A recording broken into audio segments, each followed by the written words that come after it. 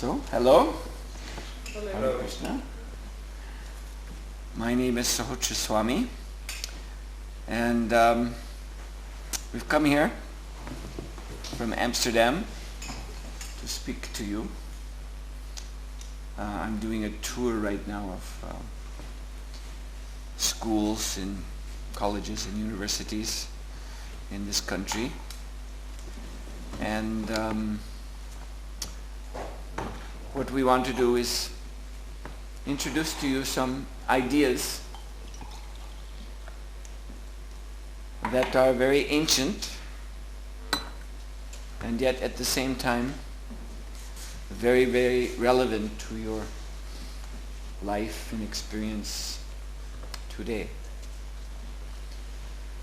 And so this ancient tradition that we represent is, of course, called Krishna consciousness. First of all, I should explain that term, I think. Consciousness, I think you know what that means. It means awareness.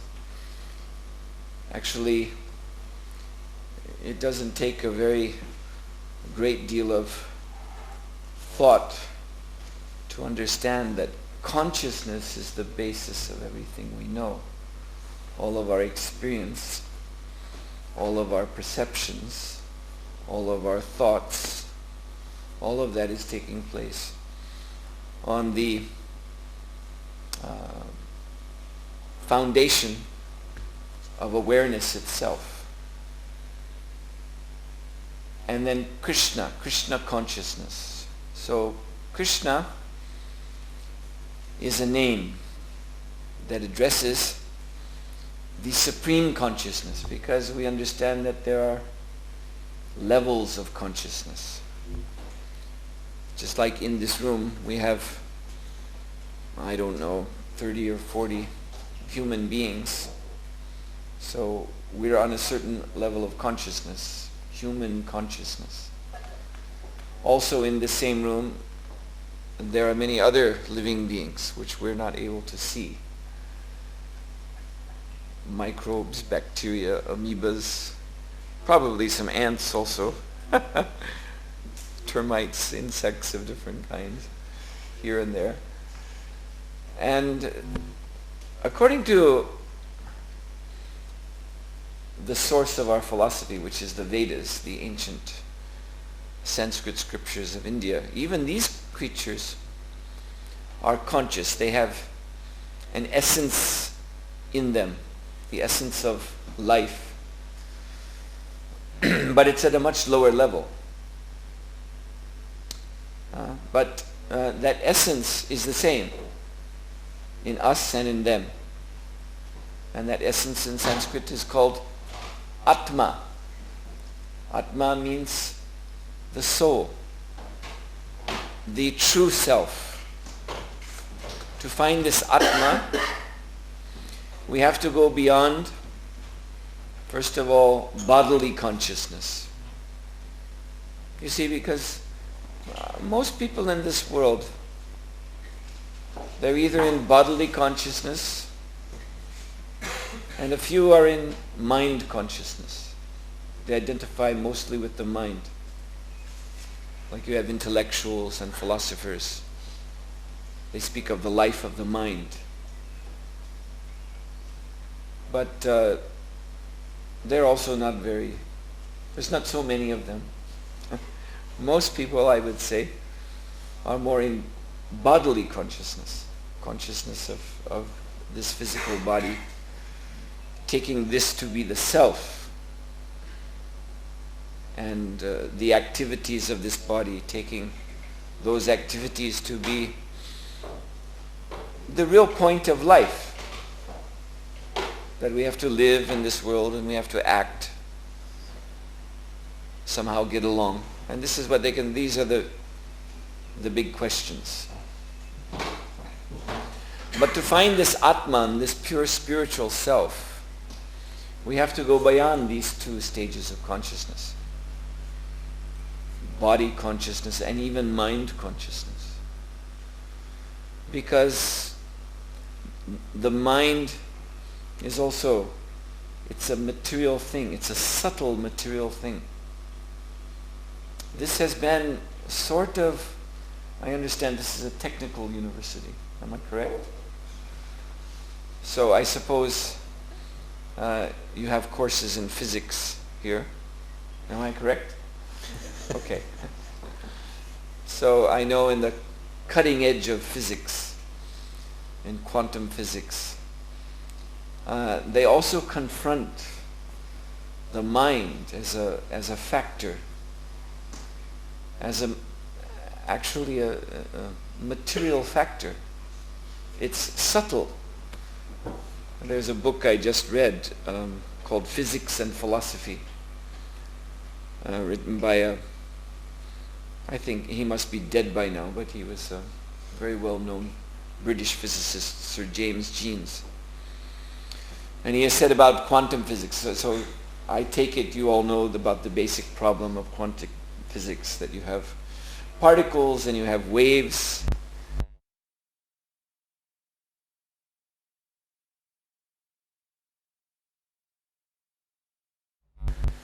Particles, and sometimes their movements are plotted as waves. So anyway, he made a very interesting point, that the waves are actually waves of our own knowledge, our own thinking, because the waves are calculations, and they exist up here in the mind. So we're understanding these objects in terms of the mind when we think of them as waves, and when we perceive them as particles, their movement as particles, then we're understanding them more through the senses, direct perception. So it's a very interesting point. I think it brings out the fact that body consciousness and mental consciousness are just two phases of what we call material consciousness, consciousness of this world, basically. Because we perceive this world through our minds. We understand this world also through our minds, as well as through the senses. I mean, we're seeing so many things, but when we come to think about them, to try to understand them, then we have to resort to our mind.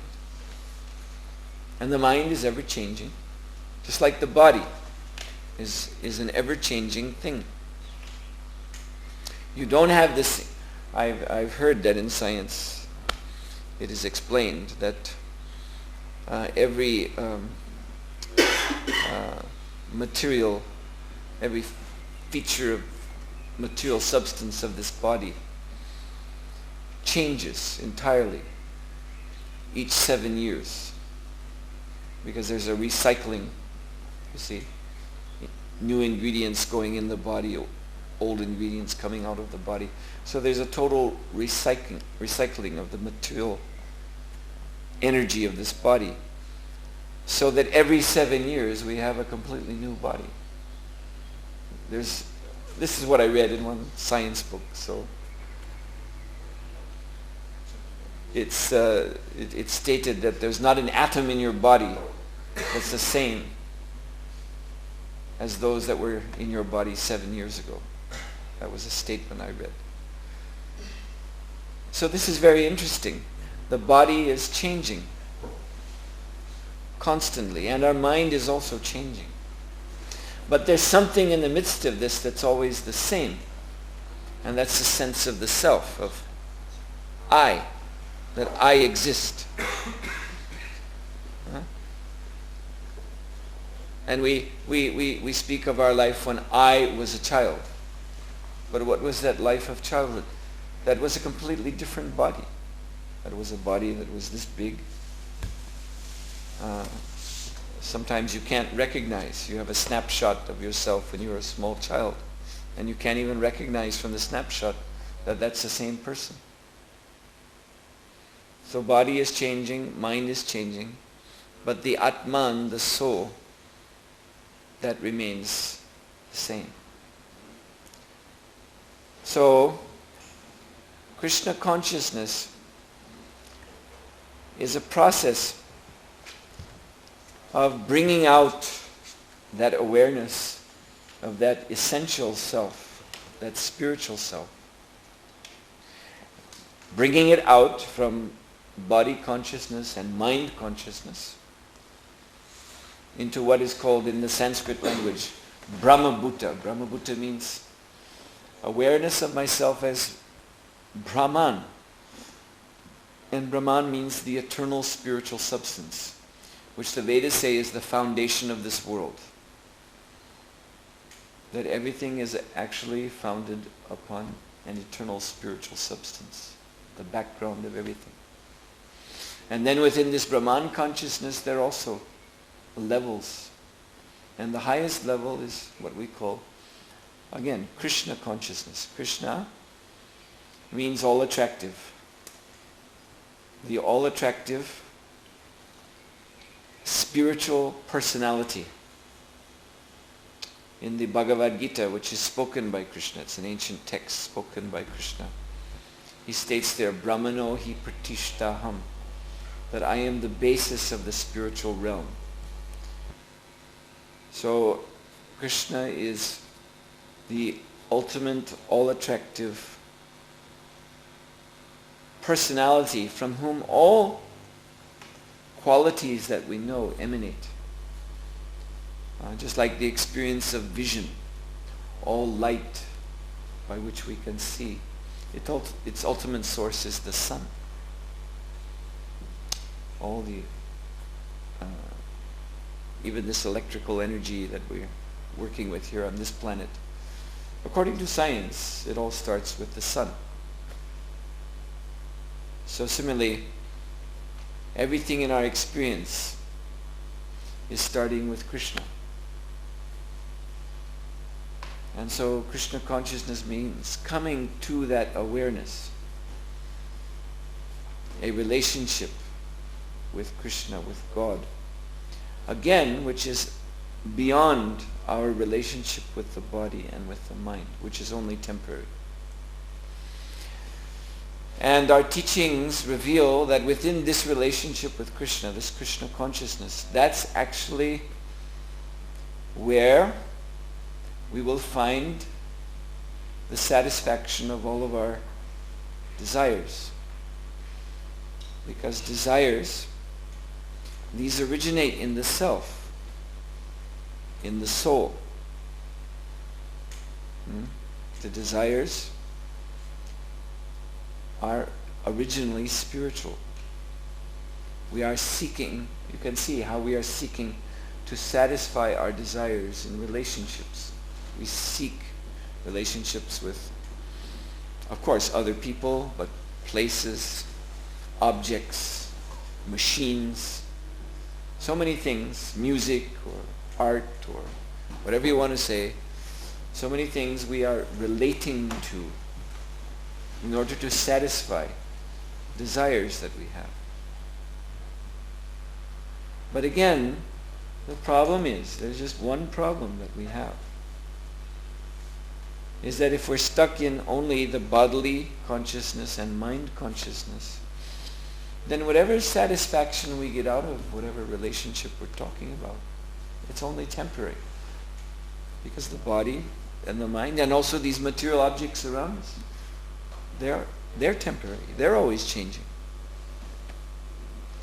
And so this is the logic behind, since our philosophy comes from India, you've probably all heard about the doctrine of reincarnation, which is very much known to be well accepted in India.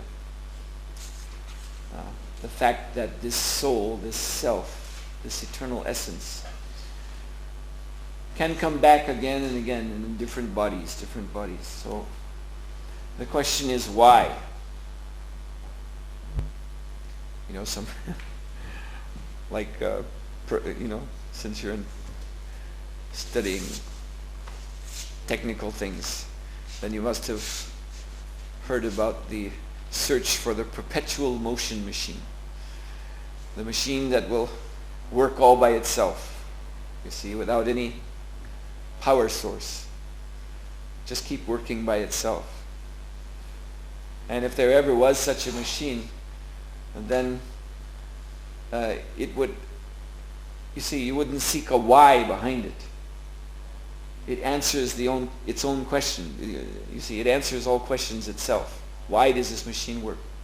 What can you say? You just have to say, because it works. It's not working because it's plugged into electrical power, or there's a solar cell, or from somewhere else. It works because it works. So is that how reincarnation works? Is it just something that's just happening? No. There is a cause, there is a reason for reincarnation. And the reason is explained is because we, in our real identity as spiritual beings, are not satisfied. We're not actually finding that end to our desires.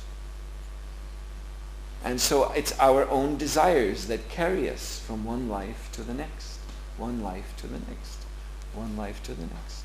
We go on through this whole life, from beginning to end, desiring, trying to satisfy our desires.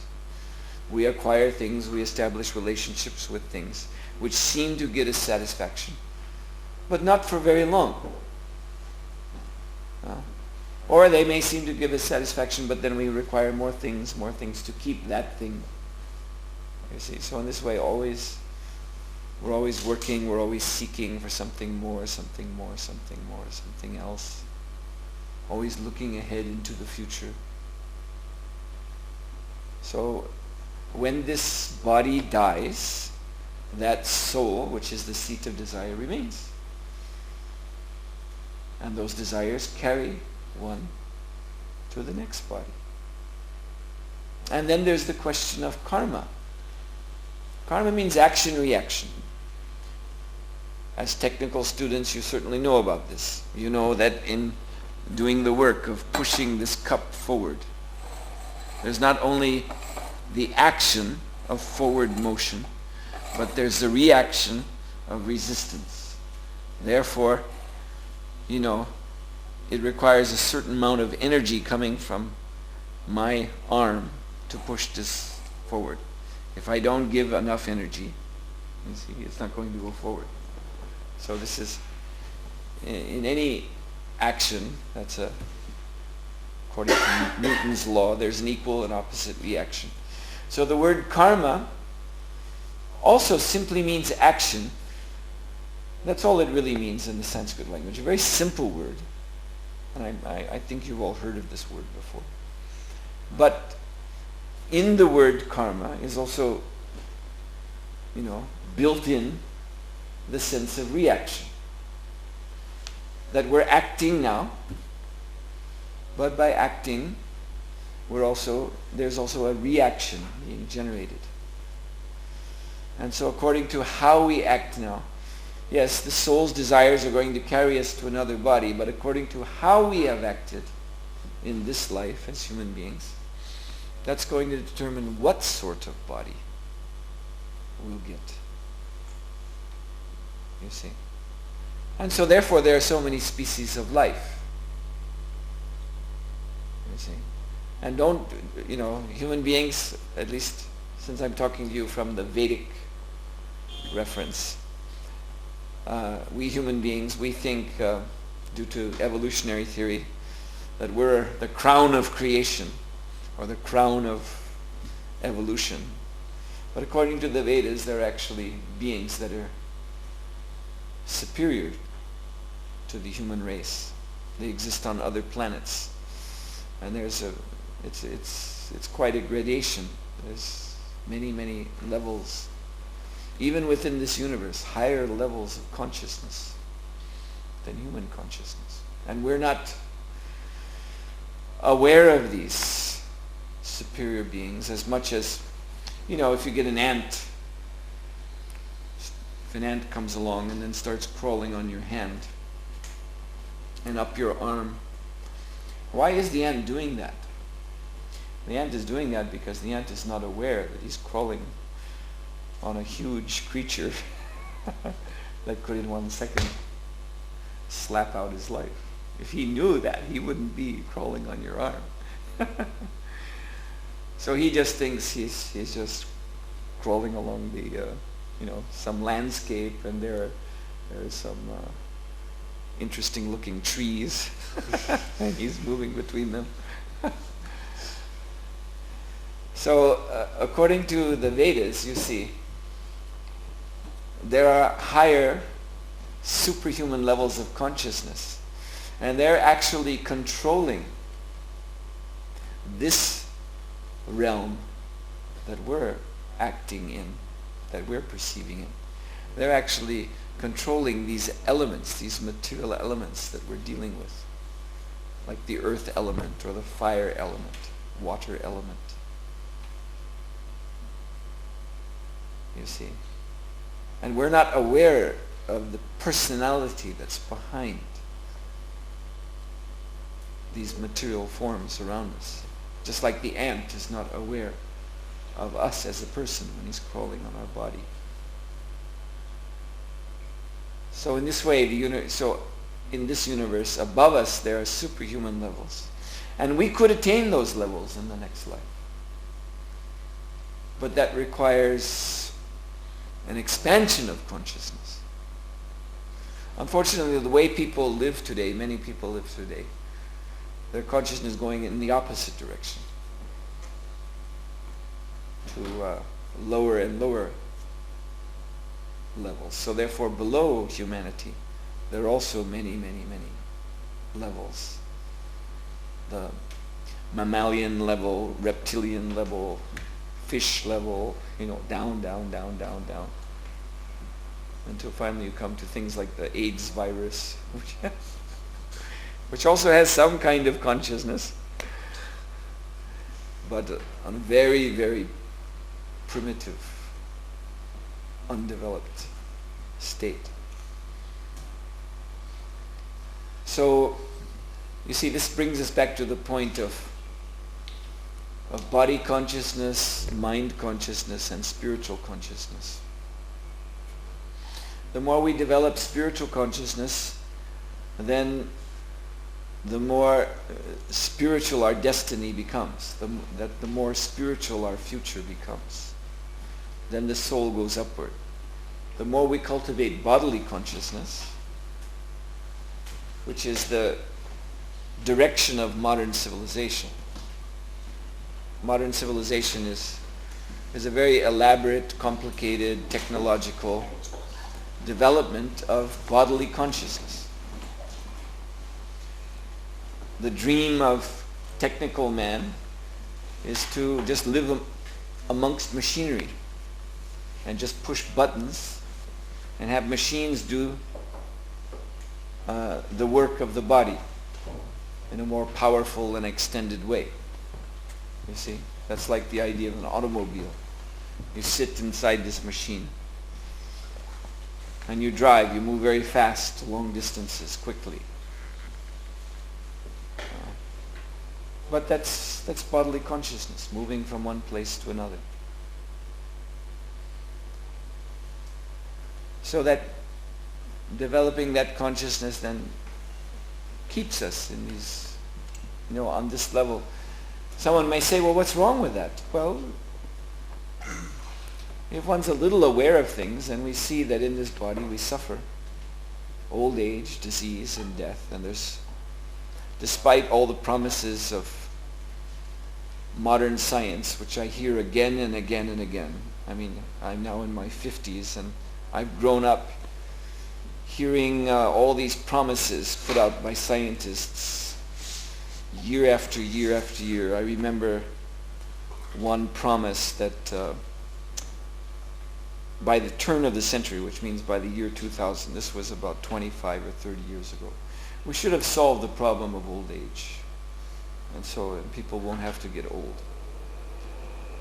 Now that was announced in the news. Some big scientists were saying like that. Well, here we are, 3 years into the new millennium, and I haven't heard about any cure for old age yet. They seem to be silent on that point, pretty much silent. But they go on making their promises. I remember hearing, I mentioned the AIDS virus. I remember hearing years ago, by 1995 we'll have a vaccine that'll cure AIDS. It's 2003, that still hasn't come. So, some people have faith in this, all right, so that's their religion. Science is also a kind of religious belief. There are many things that have been promised in science that haven't come true. There are many things that you believe in science that aren't actually tangibly proved. They're called theories. That's what a theory is. It's not something that... It's something that can be shown to work sometimes under certain conditions. But scientists themselves, they admit, it doesn't mean that it's ultimately true. The famous physicist Niels Bohr, he said, physics is not what nature is. Physics is just what we can say about nature as human beings. So you see, ultimately science is just based on our human experience, our human perception of things, which is not absolute. The human being is not God. And although he may have faith that he can become God by science, that's a very, very, very major article of faith. That's why I say science can also be said to be a religion. If someone actually believes that one day science is going to turn man into something like a god that lives forever and travels anywhere in this universe he wants to, if someone believes in that, wow, well, maybe you should start a church. Because that's a very major article of faith. I mean, you're a real believer. So actually, we're here, I'm here not really to talk about belief. Of course, I've been speaking on things that it can be argued, I can't march out in front of you for your inspection, a soul, so you can pick it up and look at it. But I have told you that the soul it's something different from matter, and that's why we can't look at it as we can look at this cup. But there is a way to experience our spiritual nature, our soul. And we were demonstrating in that in the beginning here with the chanting of the Hare Krishna mantra. Mantra means a spiritual sound. This is a very, very ancient process that by vibrating the mantra Hare Krishna, Krishna Krishna, Hare Hare, Hare Ram, Rama Rama, Hare Hare. And then that is awakening that inner essence, that soul, and bringing it out of bodily consciousness and even mind consciousness, and bringing it upward to the ultimate, highest, supreme stage of consciousness, which again we call Krishna consciousness. So I don't want to, I realize that what I'm saying to you this evening is probably, most of it is very new. You haven't heard things like this before. So I want to keep it simple. I hope I've been able to get across the basic points. I hope you've been able to follow them reasonably well. And that's why I want to stop here. Could we ask some questions? I would be very happy if you would ask some Okay, questions. because you just said I'm after you. Behind you. Yes, obviously. You said that you were thinking, or you find that it is true, we are superior to ants and some creatures are superior to us. But why are you thinking that? Because I'm not thinking that. I found every creature is equal. Also different, but equal in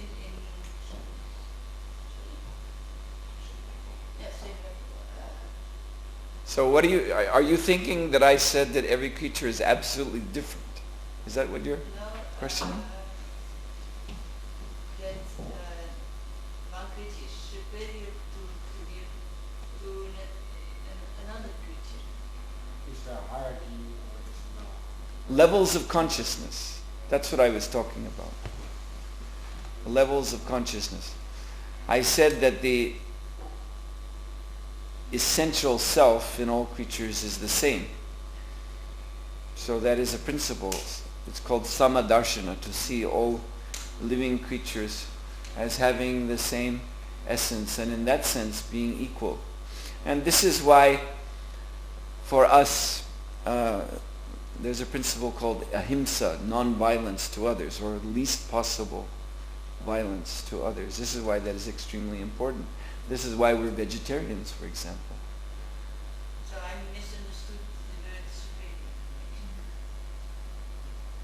superior. Well, yeah, I mean, I know some people tend to get hung up on these kind of terms. Superior, inferior.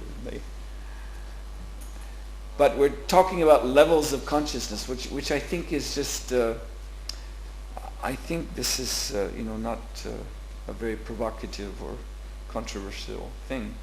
I mean, obviously a little child, is not on the same level of consciousness as an adult. That doesn't mean that the child is therefore no good. And, we can mistreat a child because the child doesn't know as many things as an adult does. Say, a child doesn't know what's going on in the world, doesn't know what's being reported on television and radio, doesn't understand these things. And then say, well, this child is no better than a monkey, and I can treat it like a monkey. I mean, that doesn't follow. What is that? That's a non sequitur. That's what they say in logic. It doesn't follow that you can come to that kind of conclusion. So how do you treat monkeys then? How do we treat monkeys? Different.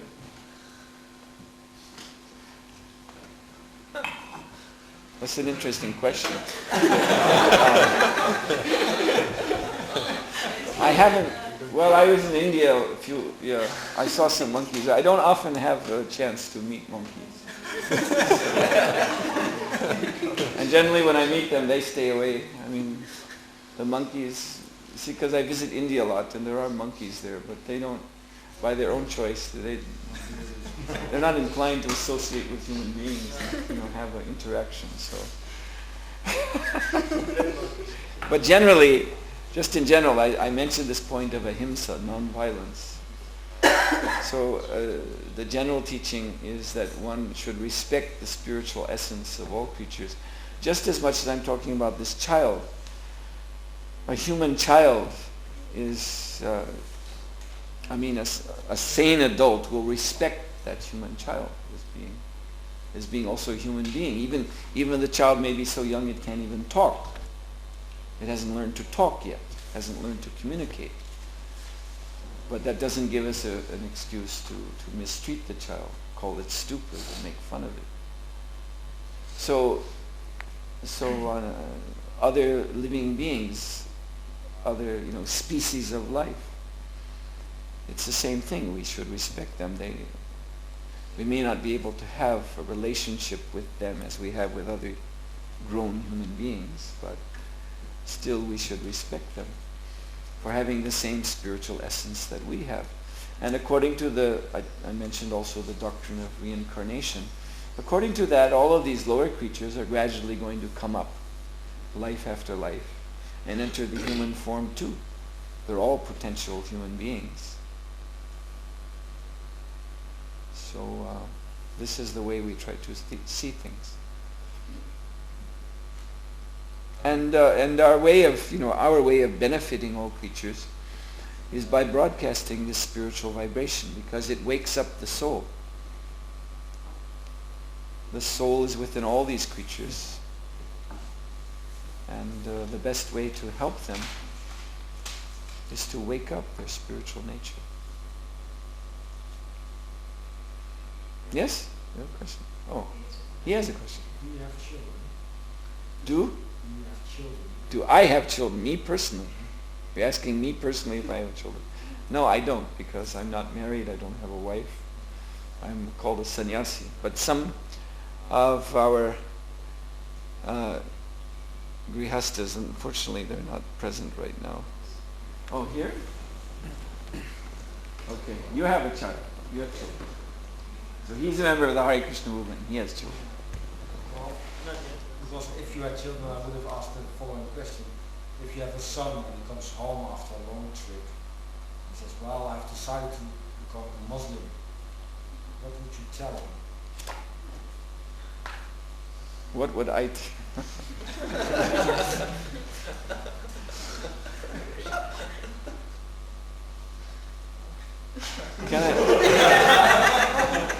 Can I ask you what is the point of this question? Well, to give an idea how you look to such a completely different religion, and what do you want to give to him so he might think about his situation? What you would answer to make him think about what he is planning to do? Yes. So those are two questions in one, in that sense.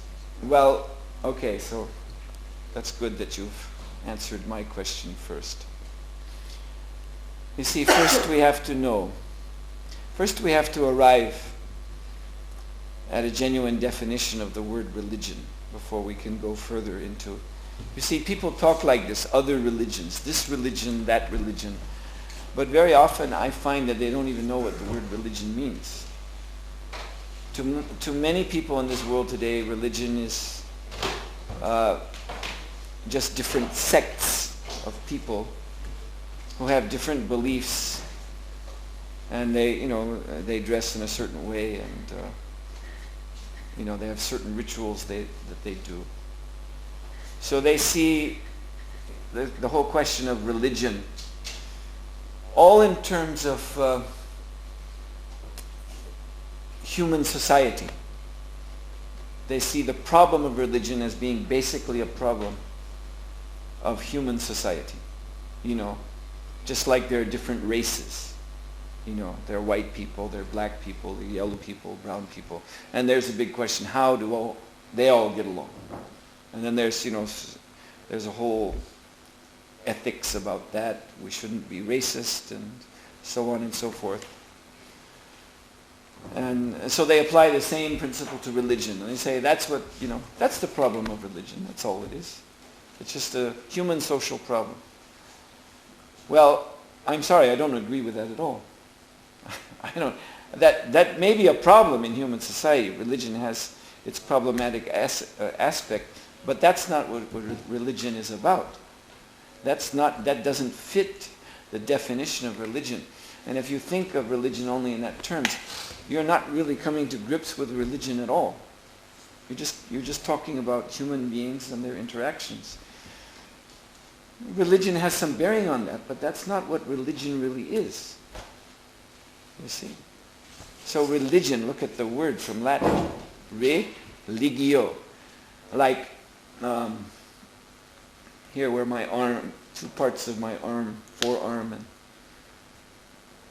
upper arm are connected. So there's a joint, and there are special muscular tissue or whatever, it's called ligaments. That connect, that hold these two bones together and make it possible for this arm to move. Ligaments. So that lig, that root word in Latin, is in religion. Religio. So it means connection, a link. We have a kind of similar English word, link. Connection. And re means again. So the real meaning of religion is to connect again with God, because now we are disconnected from God. And interestingly enough, we have the word in our Sanskrit language that we use, yoga, which you've all heard. You've all heard this word, yoga. Unfortunately, in the West, people think yoga just means sitting down, But actually, the word yoga means the same thing, to connect. We have in the English language this word yoke. You yoke a horse to a carriage, and then the horse can pull the carriage by this yoke. And I think you have an appropriate Dutch word, very similar. Yeah, so this is all related to the Sanskrit word yoga.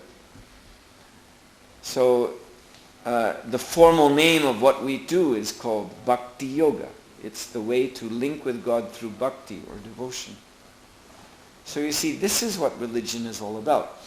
Now when you look at religion in its own terms, in terms of its own purpose, what all, at least we can say, the major religions are trying to accomplish in this world, whether Islam or Christianity or some forms of Buddhism. Some forms of Buddhism are also, they advocate a personal relationship with the Buddha. And certainly what we do. And then you find a common ground. There's a commonality. All are talking about linking up with God again. So if someone can do that under the banner, under the flag of Islam or Christianity or any other banner, then that's fine, because there's no difference if they actually do that. But again, if we drag religion down to a social problem, then we're not really talking about religion anymore. You see? We're just talking about the dynamics of how people can get along in this world. And that